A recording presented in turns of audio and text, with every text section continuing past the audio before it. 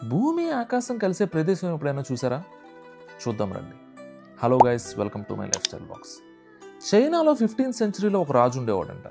వాడి పేరే వాడికి ఆ పవర్ డైరెక్ట్గా హెవెన్ నుంచి వచ్చిందని భావించేవాడంట.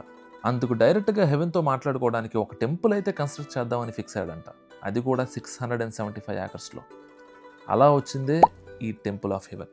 భూమి ఆకాశం కలిసే ప్రదేశం అని కూడా దీనికి పేరు.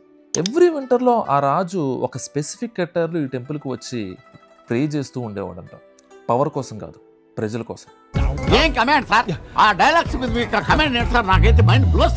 అదే ఇన్స్పిరేషన్తో చాలామంది ఇక్కడికి ట్రెడిషనల్ డ్రెస్సెస్లో వచ్చారు. ప్లేస్ అయితే చాలా బాగుంది, కానీ టెంపుల్ లోపలికైతే నో ఎంట్రీ బోర్డు పెట్టాడు. ఈ ప్లేస్ని వరల్డ్ హెరిటేజ్ సైట్స్ లిస్ట్లో కూడా యాడ్ చేశారంట. అండ్ ఇది ఏన్షియంట్ చైనీస్ ఆర్కిటెక్చర్లోనే ఒక మాస్టర్ పీస్ అని కూడా అంటారు. That's it for today guys. See you again.